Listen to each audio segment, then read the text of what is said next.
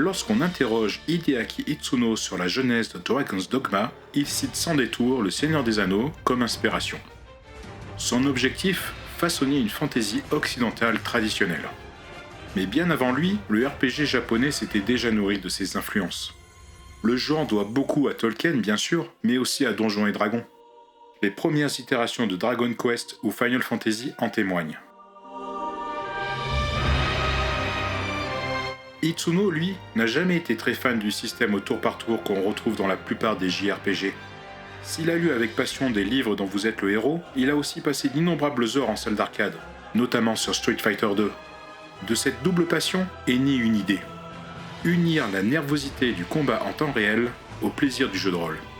Après s'être fait les dents chez Capcom sur des titres comme Rival School, Capcom vs SNK ou encore Devil May Cry à partir du 2, Itsuno peut enfin concrétiser ce fantasme en 2012 avec le tout premier Dragon's Dogma. Depuis, la licence reste une créature à part dans le paysage de l'action RPG. Elle se distingue par des choix radicaux en termes de design, notamment pour son monde ouvert. Et bien sûr par son système de pions, qui offre une expérience multijoueur asynchrone tout à fait unique. Mais Dragon's Dogma, c'est aussi un univers singulier. À première vue, son cadre d'heroic fantasy semble assez classique. Et pourtant, c'est peut-être l'une des meilleures incarnations vidéoludiques de ce qu'était le film d'aventure fantastique d'antan. En particulier, ceux où les créatures prenaient vie grâce au génie de Way Harryhausen, le maître incontesté des effets spéciaux en stop motion.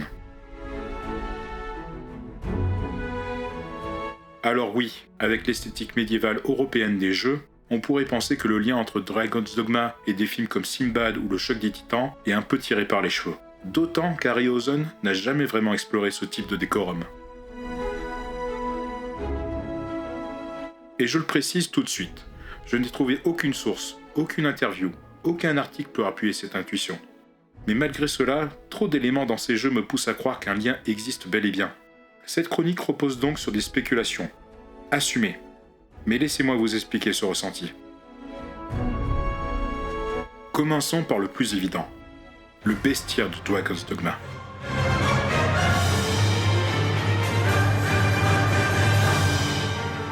Les monstres qu'on y affronte sont pour la plupart tirés de la mythologie grecque.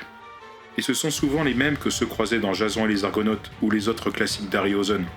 Cyclope, Griffon, Harpie et bien d'autres. Dragon's Dogma 2 va même plus loin, avec une séquence où l'on affronte une statue géante, en bord de mer, dans un massif rocheux. Dans le même jeu, on se retrouve aussi face à une méduse, cachée dans un ancien temple. Et il est possible de récupérer un bouclier capable de refléter son regard pétrifiant, ou encore d'être décapité pour utiliser sa tête comme une arme. Oui, tout cela vient du mythe de Persée, mais difficile de ne pas penser au choc des titans.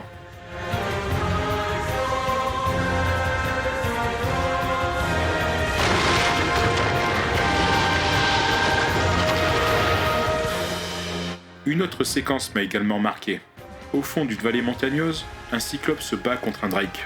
Cette rencontre m'a immédiatement rappelé une scène mythique du 7e voyage de Sinbad. Au-delà des créatures elles-mêmes, c'est aussi leur apparence qui évoque les œuvres d'Harryhausen. Le design, la modélisation, les textures, que ce soit sous le MT Framework ou le RE Engine, les peaux, les plumes, les écailles, tout est rugueux, granuleux, presque palpable, comme s'il s'agissait de véritables marionnettes animées image par image. Le travail d'animation, lui aussi, participe à cette impression.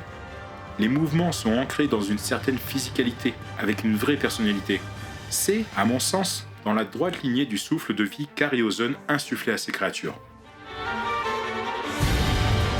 Ce contraste est d'ailleurs frappant quand on le compare à Dragon's Dogma Online, un épisode MMO exclusivement sorti au Japon. Là, les animations et les visuels s'éloignent du réalisme des jeux principaux, au profit d'un style plus animé, plus lisse. C'est ce que j'ai pu constater à travers trailers et vidéos de gameplay, n'ayant pas eu la chance d'y jouer. Mais qui sait, peut-être un jour, grâce aux efforts de modeurs qui ont œuvré à restaurer et traduire le jeu. Revenons aux animations. Ce qui est intéressant, c'est que les attaques des joueurs et des pions, elles, sont bien plus flamboyantes, parfois même exagérées. C'est notamment le cas avec la classe de Chevalier Mage, qui évoque presque Virgil dans Devil May Cry. Mais ce contraste fonctionne à merveille. Il permet de mieux distinguer les actions à l'écran, et surtout d'amplifier l'effet d'échelle face aux monstres. Un autre point à noter, c'est cette mécanique de gameplay qui permet de s'agripper aux ennemis, de grimper sur eux. C'est une façon très directe de rendre les créatures encore plus tangibles, plus physiques. Et là encore, je vois un parallèle avec les films d'Harryhausen, qui regorgent de trouvailles ingénieuses pour mêler acteurs réels et créatures animées à l'écran. On pourrait même aller plus loin. Manipuler ces monstres en gameplay, c'est peut-être une manière symbolique de faire ce que faisait Harryhausen avec ses figurines, devenir soi-même l'animateur. Après les créatures, il y a un autre point commun essentiel, cette sensation d'aventure, cette grande épopée qui traverse tous les jeux Dragon's Dogma. Explorer des terres sauvages avec ses compagnons pour affronter des monstres redoutables, c'est peut-être l'élément le plus marquant hérité des films de Ray Harryhausen. On retrouve même des décors qui semblent tout droit sortis de ses productions. Les montagnes escarpées, les vallées mystérieuses, les rivages sauvages, tous rappellent les voyages de Simbad, Jason ou Persée. Les teintes choisies, l'éclairage naturel, la mise en scène cinématographique, tout contribue à cette impression d'un monde vivant. À ce titre, il est intéressant de noter que le premier Dragon's Dogma et sa version Dark Arisen proposaient à l'origine un format proche du cinémascope, avec bande noire en haut et en bas de l'image. Ce choix fut finalement abandonné dans les versions ultérieures, et dans Dragon's Dogma 2, pour des raisons de lisibilité. Mais ce que les paysages de ces jeux réussissent à transmettre avant tout, c'est ce sentiment d'inconnu. Celui qui fait qu'à chaque détour, un danger peut surgir. Une créature déboule, un combat inattendu commence, et votre aventure prend un tout autre tournant. Enfin, il ne faut pas oublier la mythologie des jeux. Elle repose sur des forces supérieures qui régissent l'univers, qui en tirent les ficelles. Un peu comme ces dieux qui jouent aux échecs dans Jason et les Argonautes ou le choc des titans. Et dans cette aventure, on n'est jamais seul. On est toujours accompagné de pions. Des compagnons fidèles qui nous suivent, combattent à nos côtés, agissent de manière autonome. Ils apportent une dynamique de groupe très organique et me rappellent ces équipages que l'on retrouve dans les films d'Harryhausen. De la même manière que Jason recrutait sa troupe, le joueur compose son équipe avec des pions.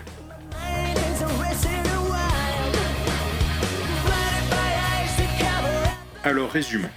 Des créatures impressionnantes, animées avec soin et débordantes de personnalité. Un monde d'aventure, de danger et de mystère. Des compagnons d'armes, fidèles, dynamiques et essentiels à notre périple. Tous ces éléments, je les retrouve aussi bien dans l'œuvre de Ray Harryhausen que dans la saga Dragon's Dogma.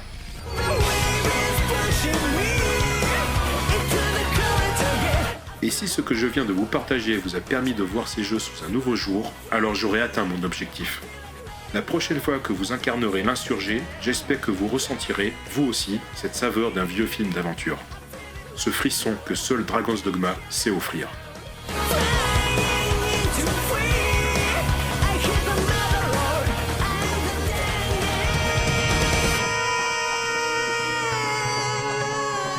Merci de m'avoir suivi dans cette chronique.